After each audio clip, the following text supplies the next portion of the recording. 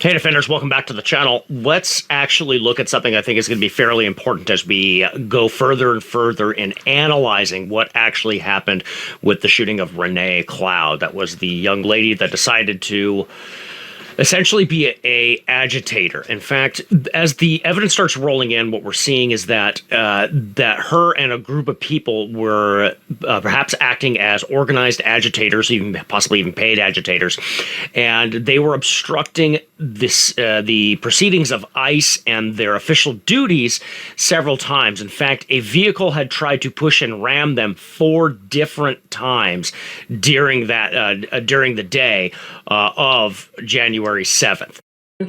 Carried her out. Can you describe a little bit about what this woman looked like? Was there anyone else in the car with her? Did you know if she was the target? I don't know if she was a target. They clearly wanted her out of there because she was the main car leading the protest, is my understanding. I talked to another guy who was driving behind her, but she was very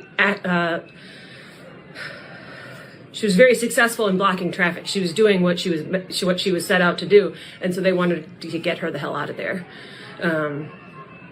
Yeah. So it looked like she was impeding ICE vehicles. Definitely, yeah. Okay. That was her goal.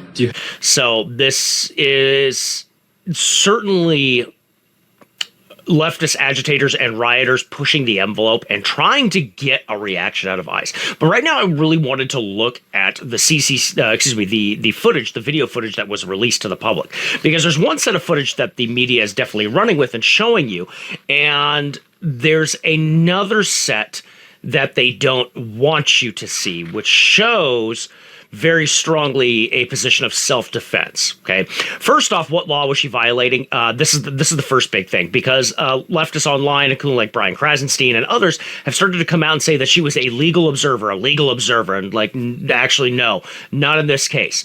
Mainly because her and her group of people were actually paid agitators. They were there on the ground trying to disrupt purposely the proceedings that were happening and the legal and official duties of those ICE officers. They were actually criminals. And this is not just on the federal level, obstruction of justice and obstruction of official proceedings. This also violated Minnesota state laws when it comes to law enforcement and first responders in the state. In fact, the law I'm actually referring to is 609.50, obstruction of legal processes, arrest, or firefighting. And this is, in Subdivision 1, a crime. Whoever intentionally does any of the following may be sentenced as provided in Subdivision 2. Obstructs, hinders, or prevents the lawful execution of any legal process, civil or criminal, or apprehension of another on a charge of conviction of a criminal offense. Obstruction resists or interferes with a peace officer while the officer is engaging in the performance of official duties. So you're seeing it that, like, no, the online talking heads all over X and media and legacy media, they're starting to come out and say like this, she was a legal observer. She was not at this point. The second that she became an agitator and was trying to disrupt the proceedings, she is now actually committed a felony offense on the federal level and a state level as well. So again, legacy media, their job is to spin narratives. But let's look at the actual CCTV footage. I'm a believer. Not a trace, and I saw her face. I'm a believer. So now quickly, let's just break down what we just saw. With the video slowed down, you can see one officer grabs the door handle as Good begins backing up the car. Officer Ross can now be seen filming with his left hand at the front of the car. You can see the front wheel spin forward and Ross draws his gun with his right hand. So now I want to point you to the front tire and where it's at. The officer's in front of the car and the tire is pointing at the officer. So now if you hit the accelerator, you're going to run right into the officer. And as you can see, the person in the car is hitting the accelerator. That's why the tires are spinning. As you can see, the officer has his gun out.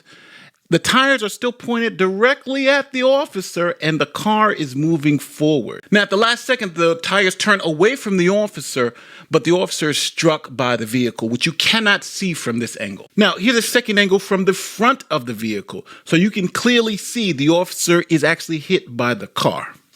Well, the slow down version is showing me that when the SUV pulls forward, they make contact with the agent in the street, and then immediately following that contact, you hear 3 gunshots follow.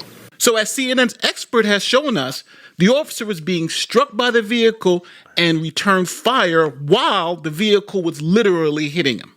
I'm a believer, not a trace. Then I saw her face.